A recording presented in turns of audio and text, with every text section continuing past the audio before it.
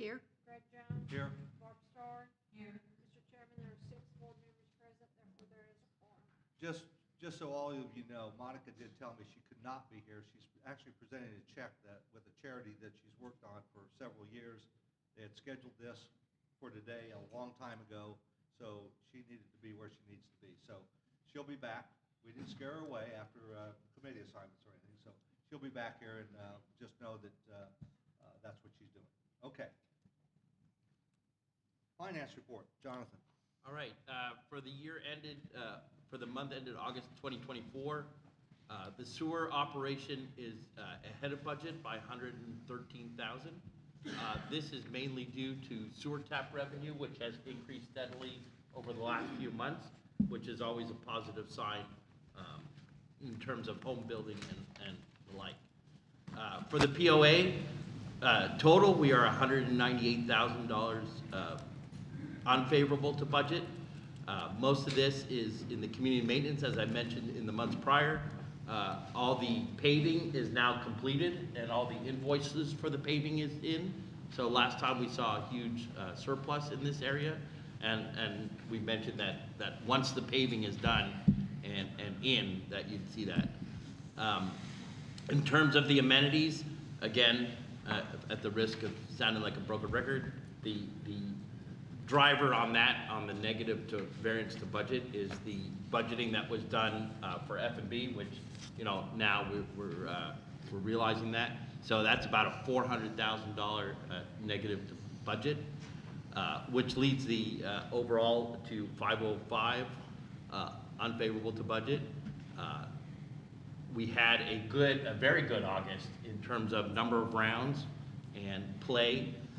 It has been really good. I think we made up a lot. We are still about 3,000 rounds, I believe, under budget, which obviously we suffered heavily during the beginning of the year with the unfavorable weather, but we've been sort of eating into that, which has been positive, and I think that will continue to be good as long as, unfortunately, this storm doesn't bring too much wet rain to the area, which unfortunately it looks like it's going to.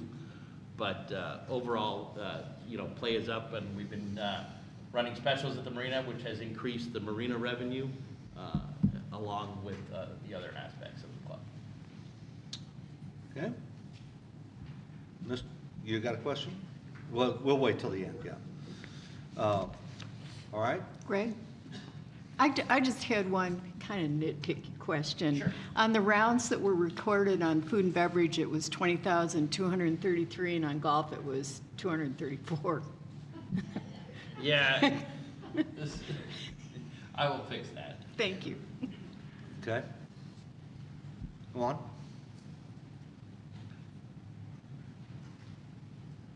This is Tom Ratcliffe. Again, a little bit nitpicky, but you just mentioned 3,555 rounds in your notes. You say it's lagging behind prior year. Yep. The question is it prior year or the budget? I was referring to prior year. Okay, so we were substantially above. Yes. Because we didn't budget based on last year. Right, but I was just mentioning, Okay. yeah, Okay, sorry, so you're yes. benchmarking. Yeah. Great. And then the calculation, that's in the paragraph on the calculation that you have in the treasurer's report. Right. Can you elaborate where I'm going with this? It's budget time again.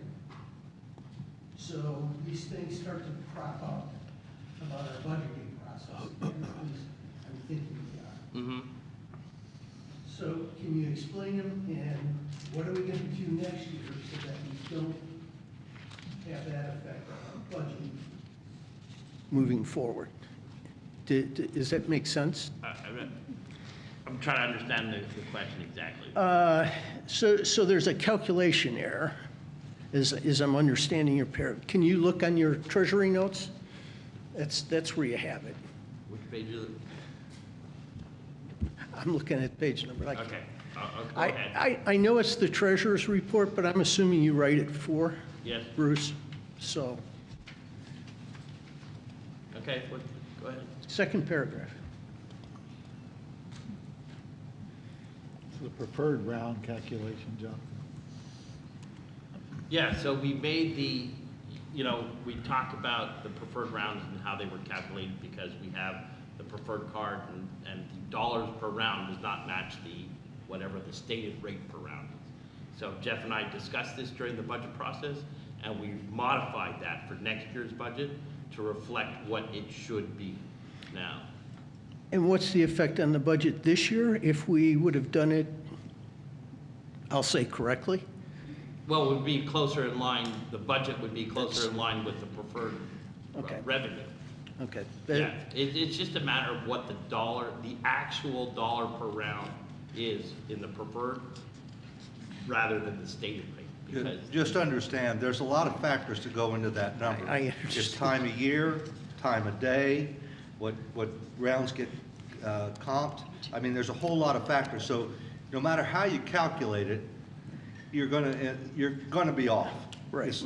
I don't want anyone walking out of here thinking that's a precision number, because it's not. No. It's our best estimate of what it is. It's just kind of implying that, Greg, in the budget process. We're mid-year and now we're saying this is a factor in the budget, and that's why I'm bringing it up. We seem to discover this. And we addressed it in this year's budget with Jeff. We had a long talk about what the actual dollar per preferred round would be. Okay, and then just to Mary's point, again, can we get the reports that you guys get, please? So we can match numbers and not be concerned that our numbers don't match what you guys have? Tom, what I was referring to are the 2 pages that you have in your packet. I know, but I just in general, in the rest. Thank you. Well, I think reporting is going to be a whole big topic when Jason gets on board. And rather than do reports 1 month and then change them again the next month or the month after that, I'd much rather get a conversation going between Bill and Bruce and myself and Jonathan and him and Jason, and figure out what reporting ought to look like overall, and do it once. For all of us. Yes, for everybody. You'll get it, and we'll get the same thing. Well, I'm not sure that's going to be true yet, Tom. We'll have to see when we sit down and go through it. Okay, but the intention would be is that there's not going to be anything hidden. Okay. Thank you. All right. All right. Mr. Evans.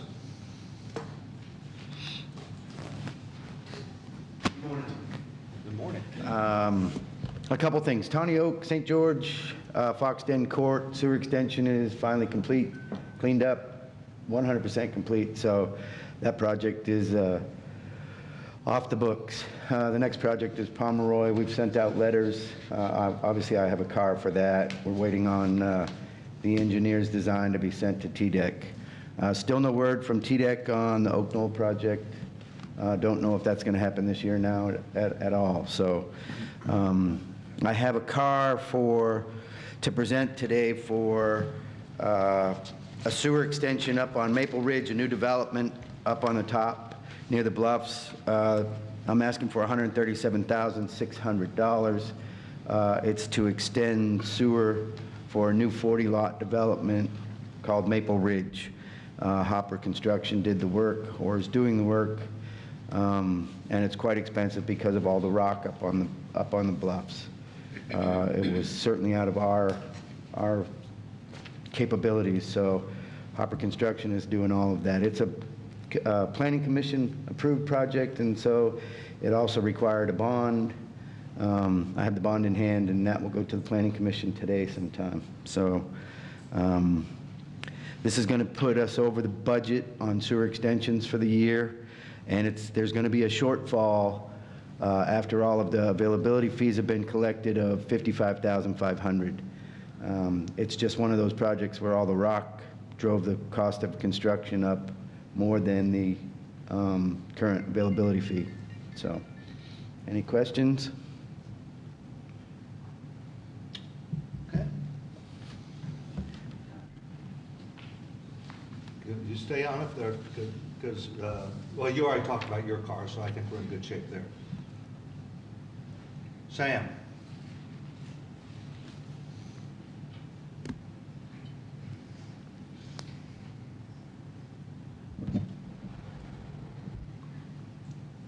Why is he Mr. Evans and I'm Sam? You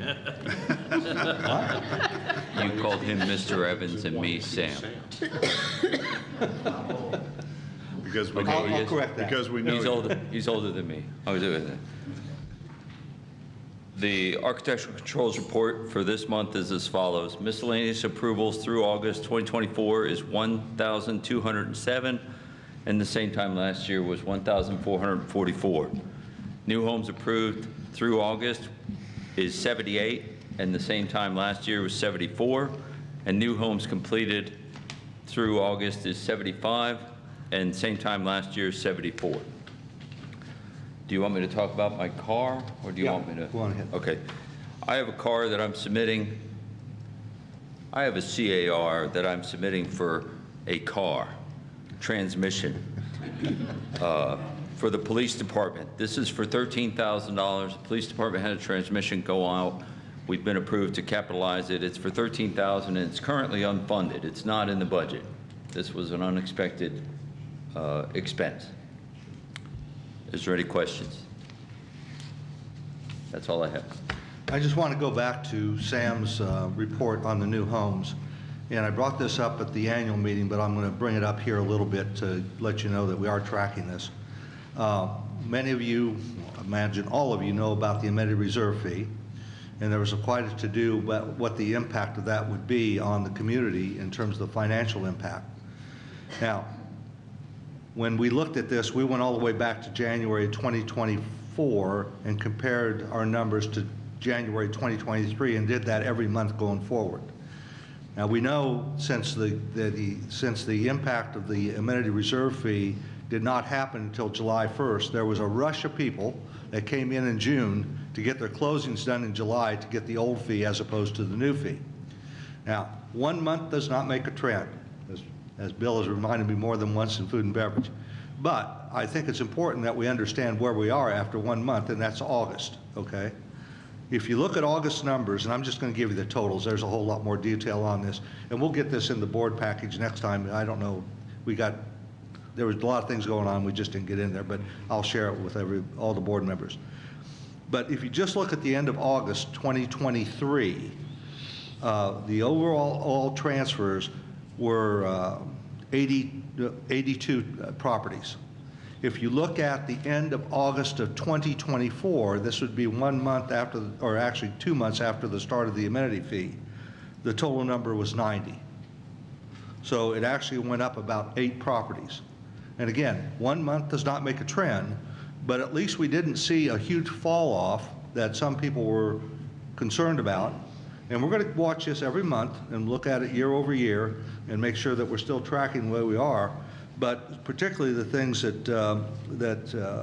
we thought might happen didn't happen, at least for the month of August. So I want to make sure people were aware of that. And like I said, we'll keep track of this throughout the year and into next year as well, because we want to know if we do see something that doesn't quite look right.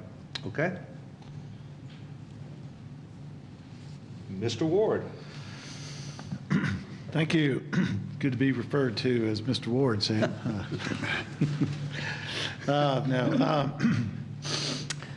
We are involved deeply in the 2025 budget proposal process. It's currently before the FAC for their review and getting their comments and input as we move through that. They'll be wrapping up their reviews and making their recommendation to the board no later than the end of next week, which will then forward the budget to the board by Monday, October 7th. And the board will then have the balance of that month to obviously review. And then I believe the date has been set for November 14th for the budget presentation to the membership. Along the budget lines, I do want to, when Greg mentioned the name Jason, that is Jason Lambert. He is our new CFO that will be coming on board shortly. His first day is October 14th.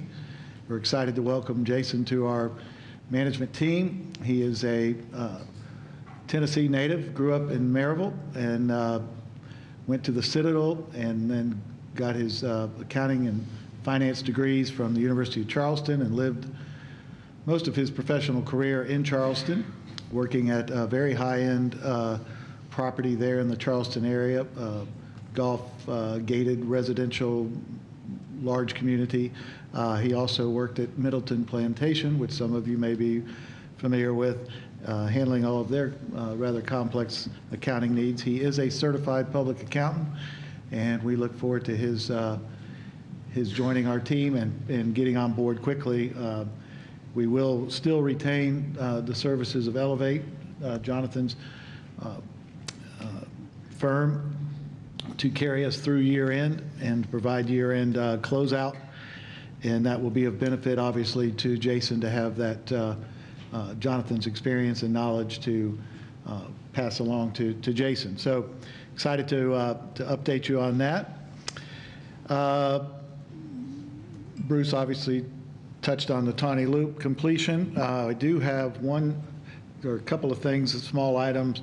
There's a car that's been approved by the SMTs and me for kayak launches at Dartmoor, new kayak launches at Dartmoor, St. George, and Rotherham, $20,760.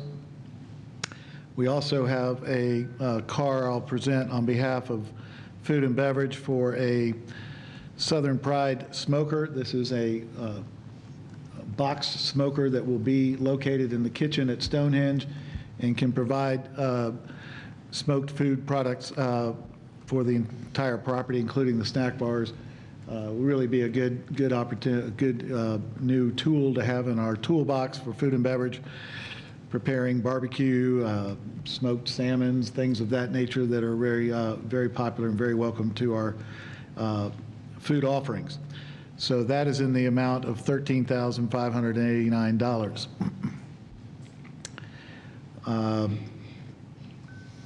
I believe that's it for my report. Okay. Major capital projects. I believe she has a question. Oh, I just have one question, Bill. Was there any thought to leasing the smoker? No, Vice purchase? no, it's, I'm not even sure that that's available for lease. Okay. This is not like a manned smoker outdoors, you're putting wood in, all that. This is which is preferred because you have greater yield. It's a stainless steel cabinet smoker. It has a water line. You control the amount of wood chips and all that you want to put in there, and they're very, very well done. Southern Pride is by far the leader in that development of that product. I had them at my prior properties, and they're very, very good to have. Thank you. All right? Okay, any other questions? All right. Major capital projects, Druid Hills. We had a meeting last week with Vic Jones, who's our construction architect, and also J&G, which is going to advise us on construction throughout the process here. We got into a level of detail of making sure that we understood exactly where things were going to be. We had Linda James from Bobby Jones Links over there and looked at where kitchen equipment was going to be placed. So we're moving all along on that. We're going to get some additional new drawings from Vic now that he understands where some things are going to be placed. And as we get those drawings finished up before we move into construction, we'll be bringing them back through with everyone so they get a chance to see what they are and what the plans are looking like. And now you'll start getting a better feel for what the layout is going to look like. So that'll be happening here. I don't know that it's going to happen in the next month. It's probably a couple months off because we'll probably have at least one more iteration or something to go through. But as soon as we have it, we'll make sure that everybody gets an opportunity to see it. Okay? Bocce courts, sidewalks, and Robin Hood Park. Mr. McAdoo. Oh, I'm sorry. Go on ahead.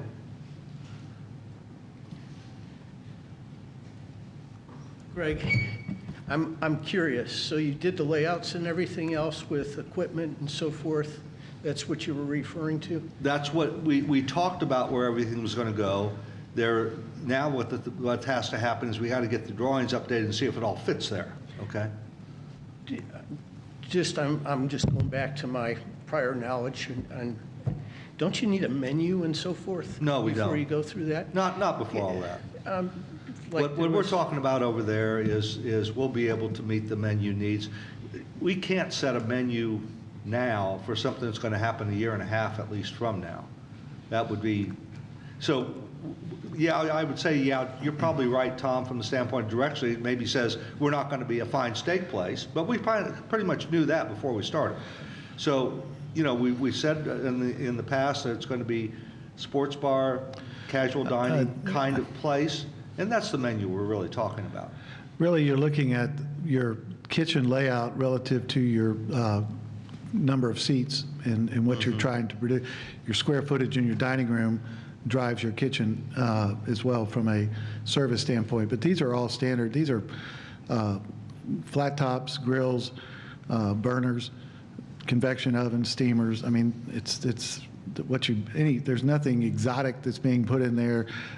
This is just basic line and how it's laid out so that it functions properly for the staff to be able to produce in an efficient manner. Well, I asked for two reasons. Number one, I think. You're talking to the mic. Yeah, I'm sorry. So I think, for example, at the town hall meeting, there was a suggestion about pizza ovens and so forth. I didn't hear where that was going, but, you know, that could be some space.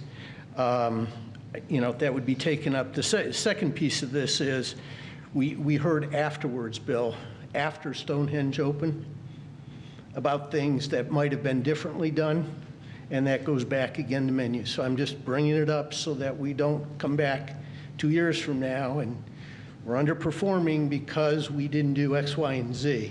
That's why I bring it up. Got it. Okay. Mr. McAdoo. Thought someone different might walk up. Sam is fine. Bocce I know ball. I could never be right. Bocce ball. We had a meeting at Bocce Ball with all interested parties. We did a walkthrough, and based on that walkthrough, we asked the contractor to modify some items, such as an additional walkway to the site, some cross members that have been installed, drain lines that were identified, things of this nature. They put the soffit on the underneath of the furthest one from the parking lot, and they still have to do the one closest to the parking lot. We're hoping to have all that done by mid or end of October. The bocce members are aware of this. We're getting some prices for additional changes based on savings in the budget overall. Is there any questions?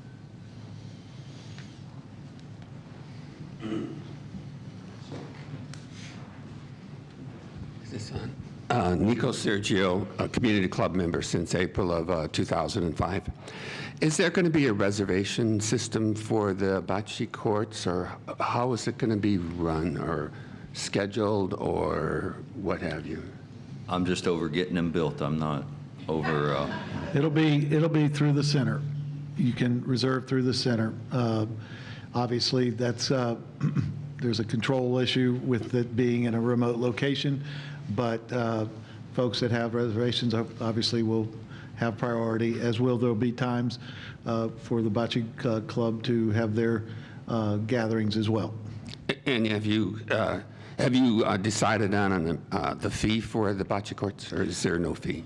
It has not been finalized, but we are discussing it, yes. Thank you. Mm-hmm. Oh, how about the equipment? Is that something you check out, or does each player get their own, or does the bocce club have theirs and we have to get our own? Bocce club has theirs, and then there's additional equipment that can be checked out. Thank you. Mm-hmm. Anything else? Thank you. Thank you. Emergency Service Complex. Scott? So we met with the entire fire department board and our board just to go over the architectural drawings that have been created. We also discussed some budget. We're in the middle of transition from Ken Floral to me as the board liaison for that group.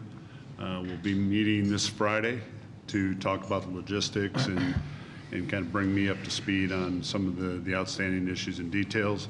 But we're in a good position to start setting some dates as to what the next steps will be with that particular complex. Any questions on that? Hearing none. Member comments?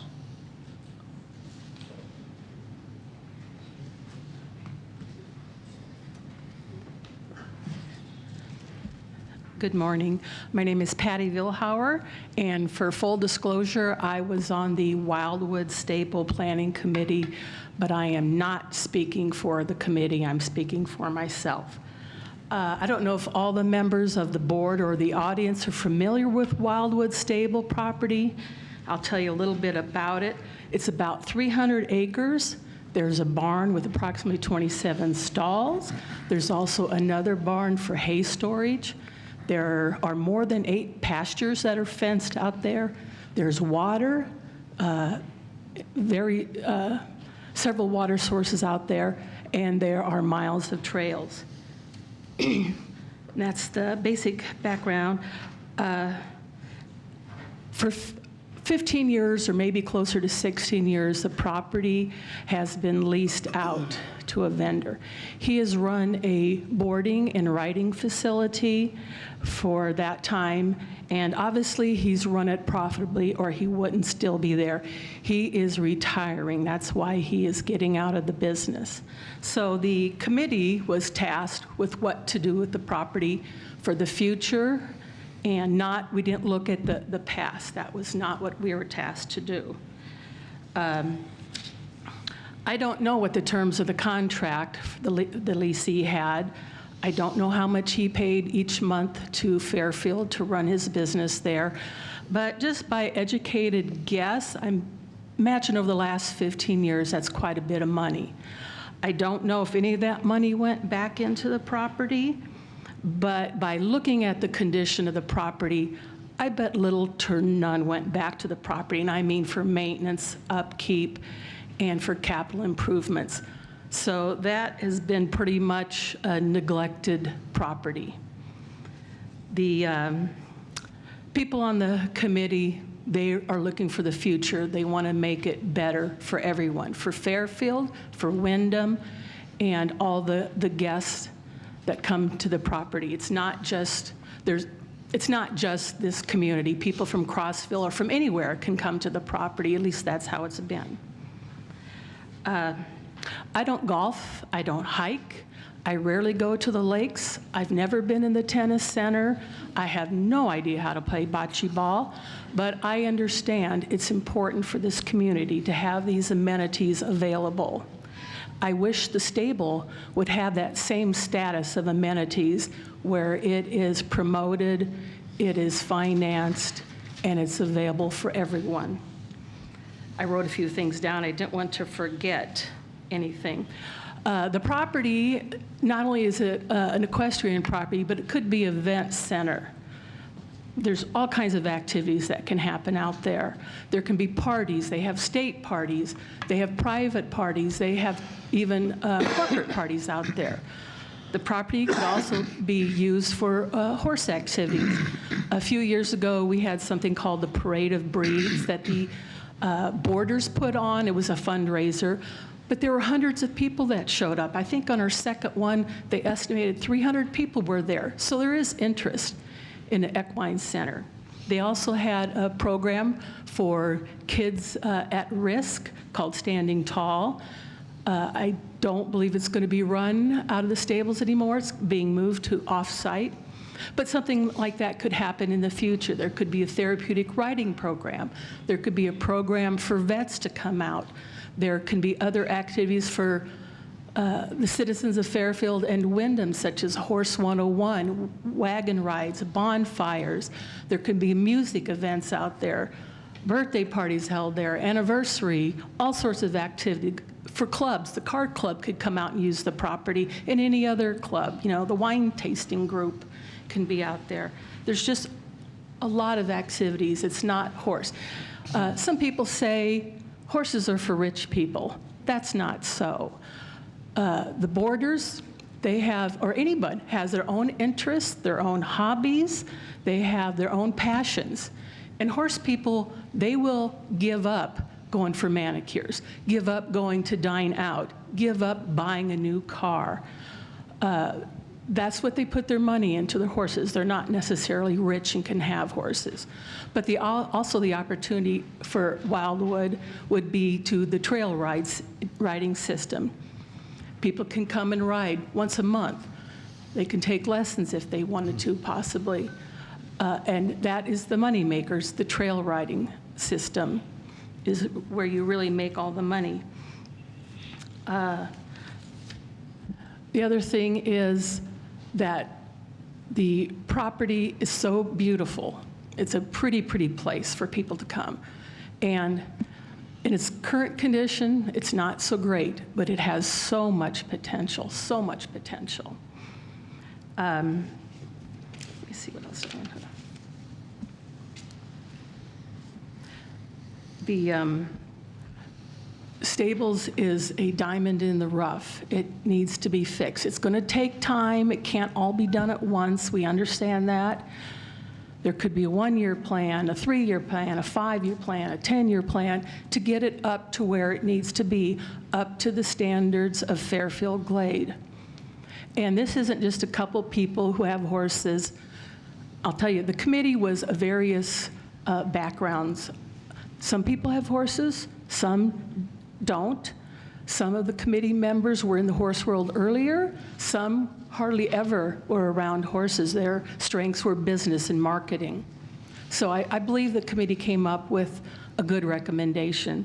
And I urge you to look at that seriously and make some changes, put some money, put some time into the stables. I don't know how many more people are going to speak, but I'd like everyone that's concerned about the stables, the future of the stables, to stand up. So there's a lot of people, and I know quite a few couldn't make it today for whatever reason, but there is support for the stables. Thank you for your time. Thank you, Patty. I'd like the committee to stand up. People are on the committee. And I know you don't have everybody here, but I know, like Mark, he's out of town. He told me that. But this community owes this group a really big thank you. They did a marvelous job of getting through a whole lot of data, getting it sifted through.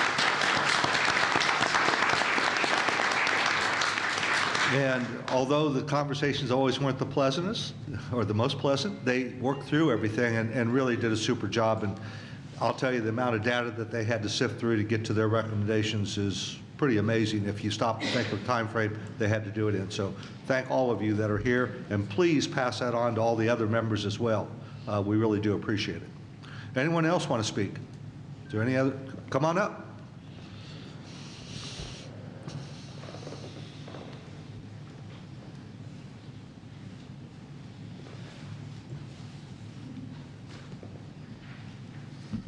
Good morning. Just state your name and address so that we know you're a member. That's it. Okay. Peter Wendt, 112 Essex Lane. For the record, I am a horse owner and a boarder at Wildwood Stables. I think the presentation that was just done was excellent.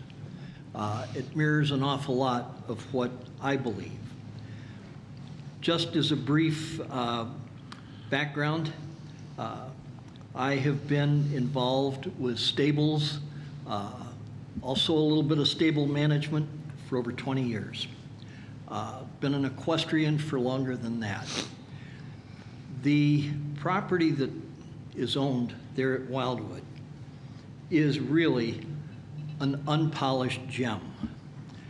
When my wife and I looked at moving here, the main concern, and all of the horse owners in here will understand this, my primary concern would be, where could I board my horse? Where would my horse be adequately cared for? Where could my horse thrive?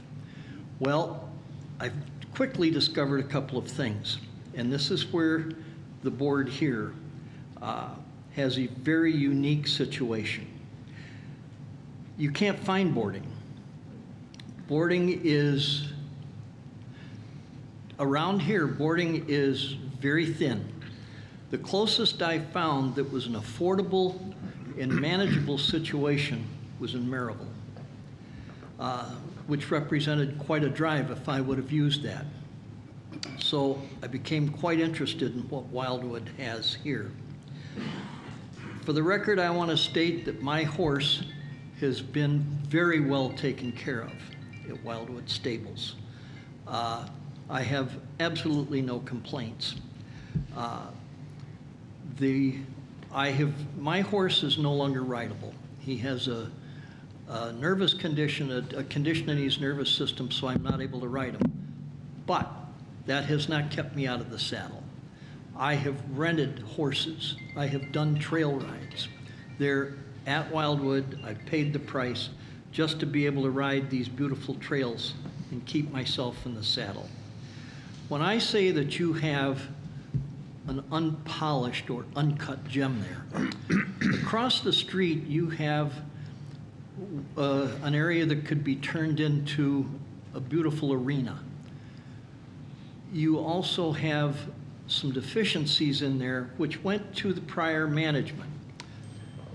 For one thing, I have never seen any advertising for boarding. If in fact the board winds up having to run this stable for a period of time until an operator is found, I urge you to cast your net out in advertising so that other equestrians can be made available or have knowledge of this. When you turn around and you look at the distance between here and in towards Knoxville, there's a lot of area in between where people would be more than willing to split the difference and look at boarding at this stable. Another thing that was never done at this stable, which I think is a deficiency, which probably should not be a board function, but should be a function of the new operator, is you need to link with a trainer. You need to have somebody, we need to make a business proposition or make the area conducive for a trainer to want to come out and work with people and work with their horses. You can take that area across the street that I discussed that's like an arena. You can put it up so that people who have a discipline of hunter jumper, they can have jumps out there. The trainer can teach on that. They can also train on how to just plain trail ride. There is also safety issues that come in. A lot of people that I talk to that say, oh, I love to ride. When was the last time you rode? Well, I was a kid. Okay, that seems to be the general answer. You could have a trainer that could give a horse 101 using some of the stable horses to make these people competent on the trail and safe on the trail very quickly. I do want to back up one thing that was mentioned earlier. These trails are kind of hard if you're going to try and do a walking tour through them. They are made for horses, and I hate it when I see the tracks of where they've had to bring one of the cats through there to clear out brush or whatever, because it leaves deep gouges. But there are places where there are flat plateaus in there that's all shale, which tells you at that moment you are sitting or you are standing on top of that portion of the plateau. There's a lot of ecological things on this trail. I've ridden with a couple of the young gals that work there, and I've told them a few things, showed a few things, and they've gone, wow, I didn't know that, and I was born here. So they're going to incorporate that in with some of the trail rides that they give. I have helped out there once or twice, what I call riding drag. They've been short a person, and to be able to get a group out, I have been the body that's helped. I've ridden in the back to try and help young kids keep up. It distresses me to see some kids, the parents love the trail ride, but the kids have got their nose stuck in the damn phone. They've got all of this in front of them, and they choose that for an electronic experience, and I'm thinking to myself, what a sad, sad life you're leading in your childhood if everything that you've got is with your nose and electronics. But to be honest about it, I've got 2 grandsons that are married to their devices, so I guess this is just a case of nature. But the 2 suggestions I would make for this board is if you're going to work on a temporary ownership with this, I really urge you to advertise this. You've got to get the word out that you've got this stable and that there are stalls available. I know that right now with what they're charging for board, that you can make a going concern out of this. I also know that the board has a fiduciary responsibility to keep up part of this property because you are the owners of it. I understand too that you're going to invest some money to do repairs that are needed on the barn, but I think that you should have, at the minimum, every 6 months inspection of what needs to be done there. You can cut a deal with whoever you have to come in and manage it, where either they do it for a consideration on rent over a period of time, or the board here just takes it on to do it to keep your property up. But I think I've gotten out everything I had to say, and I do thank you very much for your time. Thank you. Thank you, sir. Come on up.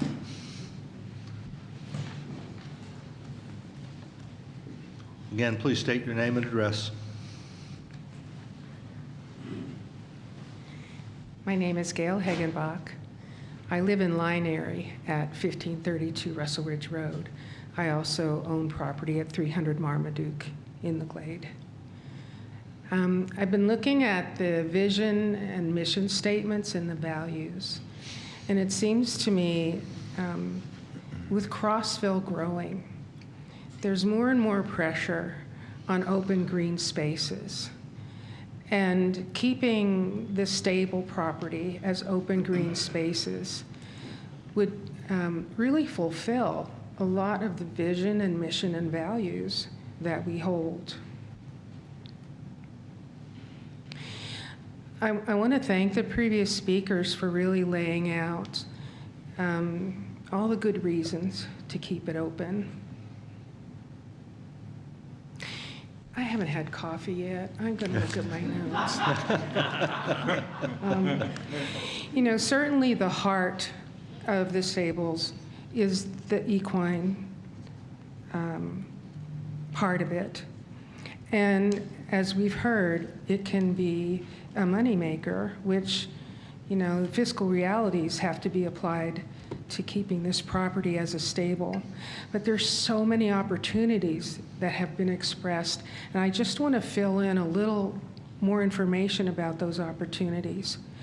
This is the first place I've lived that is so supportive of veterans, which has been very beneficial to my husband, who's a Vietnam survivor. We have people in the community who have designed and implemented programs for veterans elsewhere who are now here and are qualified to run programs for veterans that involve using horses. We have people in the community that are qualified and available to work with special needs children, such as the Standing Tall program did. And we have a lot of volunteers just waiting for the opportunity to participate in these programs.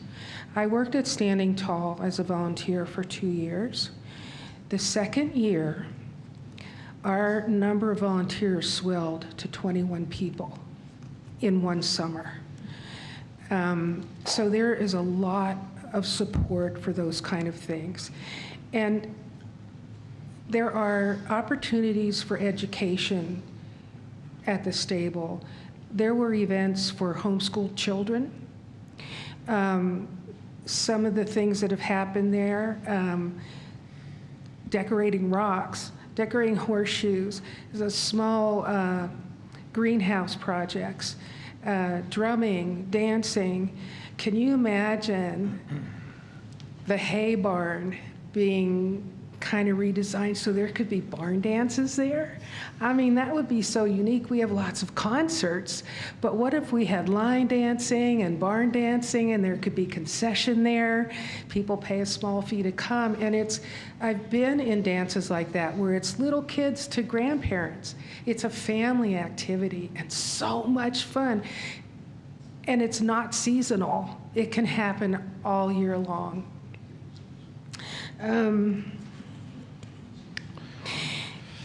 going forward, it will require a qualified horse manager to really look after the health and well-being of the horses. They're not inventory. They are sentient beings that allow us to interact with them. And I think it was Will Rogers that said the outside of the horse is good for the inside of the man. Well, it's good for the inside of all people. There needs to be a property and grounds manager. The pastures need to be brought back to health and managed appropriately. All that requires money, but if there's a commitment to the vision for this property, I'm convinced that the board can lay out a plan as it's been expressed, step by step. How do we make this a concern that can be financially supported? And there's lots of activities that could be income sources besides the trail rides. And you know, we could have family days out there with a variety of activities, or we could have kids' days where if the parents want to go golf, bring them to the stables and we'll do stuff with the kids while you go do your sport. It's a daunting task, but thank you for putting the committee together, and thank you to the committee for doing the work. And I really urge you to consider visioning for this property. It is unique, and as people have said, a diamond in the rough. Where else can you go in this area to have these opportunities? Thank you very much. Thank you. Come on up.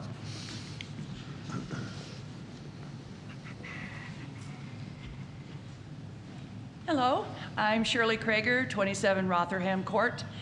I lost my husband 13 years ago, and as a breeding and selling of horses, I had to sell everything off and make a decision where the rest of my life would be. And when I found out, I had choices to where to go, and when I found out that Fairfield offered boarding for my favorite horse, there was no other decision. That's why I moved here. And I think that other folks that have horses can say the same thing, that that is why we're here. And there's more of us, and they will come if you build it.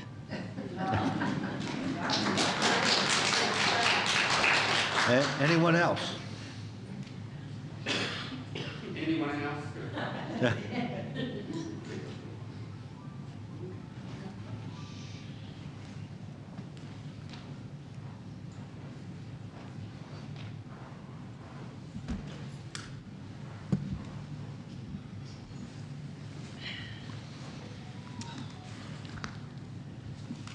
I'm Ellie Kellerman. I'm married to this gentleman. I live since April 2005. We've owned property. I live at 62 Bromo Lane.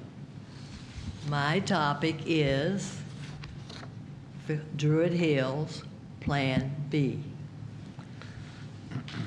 I would like everybody to just sit back and listen. I didn't come to argue. I just came to give a presentation. So this room has a storage area, the length of this building, this room rather, and it is approximately 10 feet wide.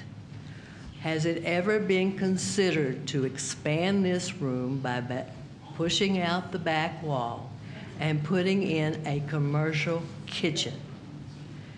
Across the hall is a room that used to be the golf simulator, now a conference room. Has this ever been considered that this could be a bar? This configuration would match what currently resides in Druid Hills. In other words, we're going to move Legends and the fireside to the center. This would take advantage of current situations. The room occupancy sign says 286 people can sit in these 3 rooms. We have a dance floor in that side of the room. Some gentleman had written the Vista saying that he wanted a dance floor. We have handicap restrooms, and we have parking here. Now, where I worked, I was a project manager, and you had major milestones. We have a milestone coming up for the cost of the Druid Hills complex. We have been told it's 9.9 million to 10.1%. When this figure comes out, it's going to be a determining factor, I think, of what happens. Now, as a project manager, I was required when we had a major milestone to come up with an alternate plan. And this is what I am calling Plan B. I really want to divide the Druid Hill complex into two components, one being the restaurant bar, the other one being a golf center. And the biggest concern that I heard when I went to the meeting, the annual meeting, was cost, cost, cost. So I'm trying to look at what happened to two projects within the Glade here that have occurred.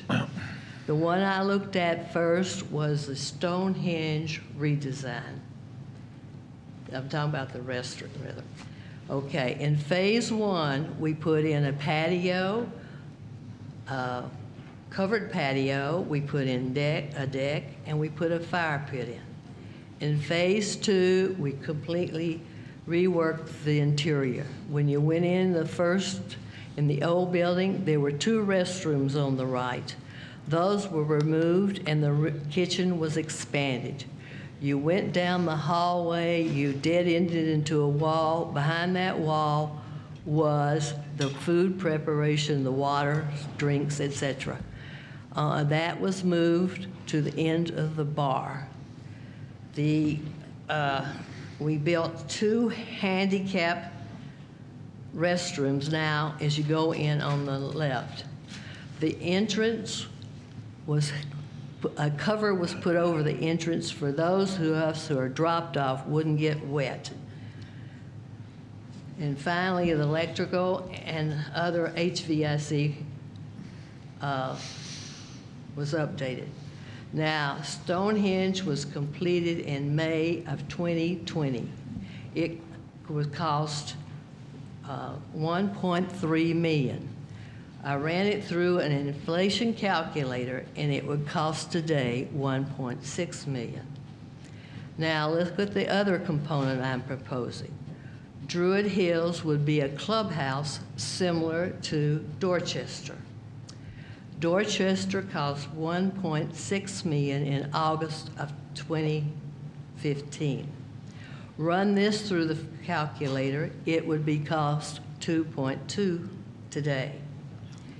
It was built in 1972. I agree with the, oh, come on. I agree with the idea it should be flattened and demolish the building. Can you get it off? As for the CART building, it was built in 1980. The reserve study, if you look at page 45, put 4 maintenance projections on this building. One of them is for 2041. This means whoever evaluated this building considered it savable. Finally, I want to address the part of putting a basement in the construction. Bedrock exists in this county. The red light at Peavine and Stonehenge was put in by TDOT. It took them over 3 or 4 weeks to drill 4 holes to put up a red light. I am fearful that we were going to run into bedrock, which is going to make the basement construction enormous price. In summary, I am suggesting that we make two components at two different sites. Now, I realize what I've given in cost is only $3.5 million, but I also realize that COVID has caused the supply chain to increase the cost of products. So I am hopeful, or this would put us back in the $4 to $6 million ballpark. I want to commend the major capital project committee for what they did. As being a project leader, I think they had a humongous task to deal with. But I think that we ought to have a backup plan in case our new cost for phase one is going to be enormous. Finally, I could question why we only asked 2 questions when we did our survey. We asked, what does one want? What does one want? What will one support? We should have asked additional questions. One would be, what are you willing to spend? And finally, where do you want Legends Fireside to reside? Should it be in the complex, the Druid Hill complex, or should it be in the center? If it's in the center, we would have 2 golf courses north, 2 golf courses housed north of the center. We would have 2 golf course houses south of the center. It would actually make the center of our golf complex. So I wish that we could have a little effort made to have an alternate plan or investigate an alternate solution to our future development. So that summarizes what I'm trying to present. Thank you. Okay. Nico Sergio, community club member since April of 2005. I have 2 different comments to make. I'm not expecting a response today. You can take your time, either answer them tomorrow, or you can contact me personally. On September 8, 2024, at 6:08 p.m., I sent an email to Bill Ward requesting an upgrade to the Capital Reserve spreadsheets, making them more readable. Today is 17 days later, and I have not received a response to my request. I'm asking the board to implement a policy that any request to the general manager, senior managers, that they are required to respond in 5 business days. If any request exceeds 15 business days without a response, I'm asking that they be fined $100. Just on that note, you should have got a response from me because I was forwarded that email and I answered you. What email are you talking about? The one regarding the capital reserve. Bill forwarded it to me. Yep. Okay. Yeah, Bill wasn't here at that I time. forwarded it to him and asked him to respond to you stating when he thought the time frame and if a request was indeed realistic. If Jonathan didn't get back to you, I was not aware of that. Mm-hmm. So you should have an email. So I'm not paying $100. I haven't received an email from you either. Let me. Could you check? Okay. Yep. At the annual membership meeting on September 20th, 2024, the Treasurer's report presentation of the audit report for 2023 prepared by Coulter and Justice. On page 6, the title of the spreadsheet is Capital and Amenity Fund. It shows a total fund balance of $53,616,624. So where are these funds? That was one of the questions I asked Bruce. On page 15, under item 3, plant equipment, the 3rd item in the list is man-made lakes, valued at $4,209,270. So can you give us a breakdown of the value of the 11 man-made dams? Does anyone in Fairfield Glade know how earthen dams are valued? Finally, on page 19, the chart is titled Supplementary Information on Future Major Repairs and Replacements. First item states, improved grounds and common areas. Estimated remaining useful life, 0 to 15 years. Replacement value, $64 million plus. When will our 11 dams have to be replaced, and what part of this $64 million will it cost? Thank you. Thank you. Okay, I can answer his, Nico, could we have a copy of what you just read so that we can make sure we get it right in the minutes? Is that all right? Nico, I did go back on that, your question on the page 6. And the point of that presentation, if you look, that number actually is the combination of the POA equity and the sewer equity. And the point of the presentation, or among the points of the presentation, was to reinforce the idea of the internal controls that we put in place with our accounting protocol. Because we use fund accounting, that number of the 53,616,624 is the combination of those two separate funds. And by definition, that's and by design, that there are separate funds. So it's just a combination. It's just a sum of all of that, because we can't mix those funds. So if you look on the presentation, the 11 million and the 42 million, that's the total.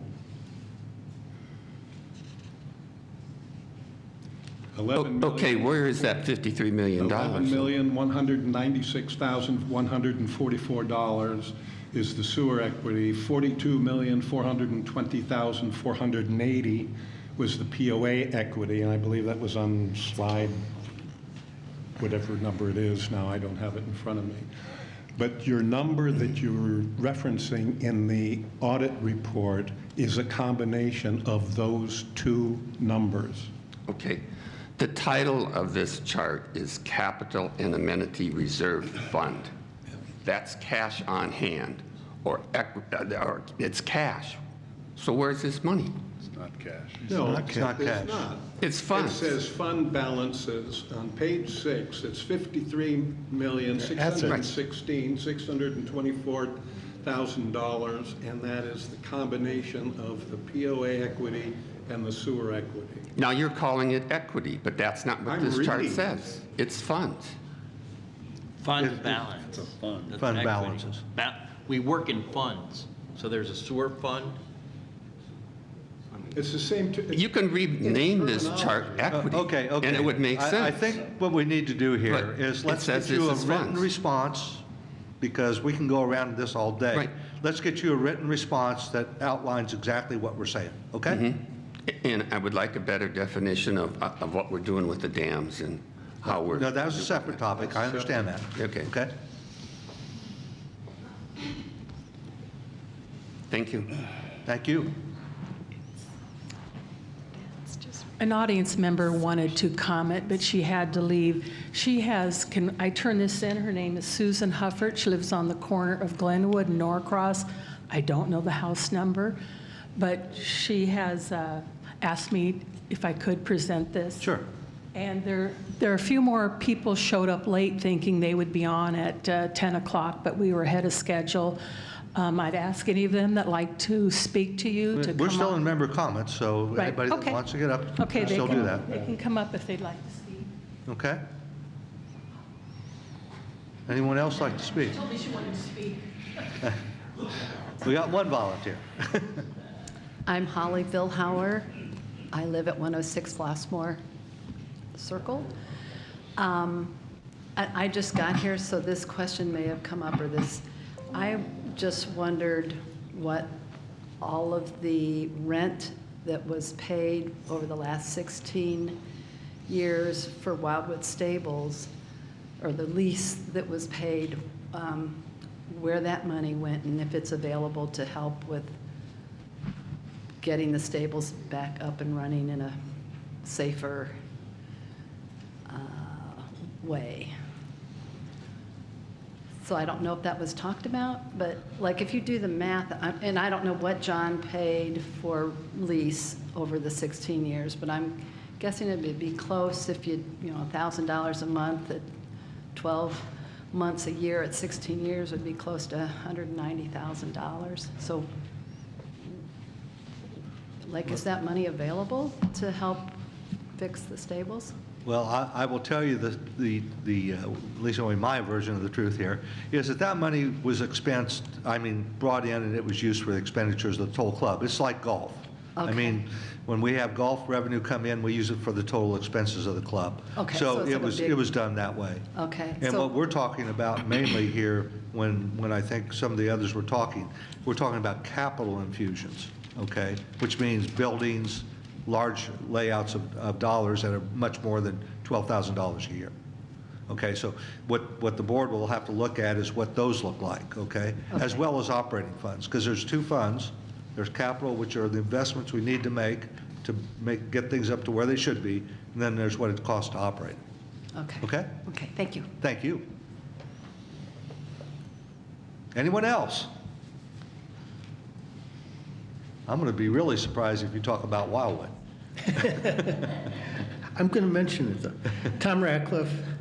I'm not able to be here tomorrow, so I do want to apologize to the board and to the members regarding House Bill 2209. I know you're going to talk about that. I know you're going to go into it. I just want to take and apologize for the incorrect research. I got to tell you, I learned an awful lot on what Tennessee does. It's mind-boggling, but I apologize. My intent on that bill was a lot of the provisions that were passed in the other bill, you go into it, as it related to open meetings. And I just throw this out to you. These people that came to this meeting and spoke would probably find it very interesting if they could sit and listen to you guys discuss it in executive session today, and the type of things you talk about, who's on what side and so forth, and all that debate. They would be very enlightened, as opposed to potentially coming in tomorrow, and I'm just speculating, but getting an overview of where you guys are going to go. So my intent in that bill was the executive sessions. Different topic, but again, in our elections, few things came up. First thing is, again, Wyndham and the timeshares had an effect on our election. And I don't know for fact, so I'm not going to state it as a fact, but you can do the math and be probably fairly close that they had an influence. They have a right to vote. I understand it. And part of it is, the second part is the lack of participation by our members in the election. If my calculations are right, basically about 13% of the members voted. That's terrible. I agree. And so a suggestion or a couple of suggestions would be, number one, I'd ask the board to consider forming an ad hoc committee that would report to the election committee. They did an outstanding job, the election committee, trying to get the vote out. But this ad hoc committee, purpose of it would be get people with the talent, past lives now, to do research. And research, what I mean is, let's find out why people aren't voting out there. Look at our process in the voting process, and look at what information we can gather from our vendor to help us identify that. Who's voting locally? Who's voting nationally, meaning they own property? We don't even know that, to my knowledge. The percentage of members that own property versus the percentage of members that are out of county, out of state, that aren't voting. And so let's do some of that. Let's do some surveys, put some resources behind it, and gather some information. Let that ad hoc committee be the ones that formulate both the research plan, the surveys, collect the data, and turn it over to the election committee. Wipe their hands. They're not going to come up with a recommendation. That would be in the hands of the election committee, in my mind, to make recommendations to the board, getting the vote out. So that would be the first part. And then the second part is, and I know you're not going to like it, but I'm just going to put it out there, and that is, let's look at this whole thing in terms of the votes and how they're cast as it represents as a whole with the members. The numbers and the ability to be able to sway the election is just not right. Your members don't necessarily support it, I don't believe, and you ought to look for ways to take and have that changed in some way, shape, or form. So, okay, thank you. Anyone else? If not, oh, okay. Karen Wetzel, 207, excuse me, 207 Dublin Lane. Apologize for not being able to be here earlier. Speaking on behalf of Wildwood Stables, I think I may be one of the many people who moved here because there's a stables, but no, I don't have a horse. It's just good to have horses to go take care of, to be around. When I look at the mission statement, talks about improving the resort lifestyle experience. When my parents lived here at 13 Craigmont Lane, they were here for over 20 years, and I would come to visit them. That was where we would go. Yes, I was a grown-up, but hey, some things don't change, apparently. There's a number of reasons to have a stables that I'd like to say that you could do it all in dollars and cents, and I know that you as a board have to think about dollars and cents. I appreciate the explanation about capital versus operating. That is a very important thing to understand, that infusion of capital would be necessary because it's been allowed to deteriorate. I do believe that there is a good reason to have stables here for both the members that live here as well as for the people who come to visit. Having the horses benefits the community. Having the trail rides benefits the community. Hope that helps. Thank you.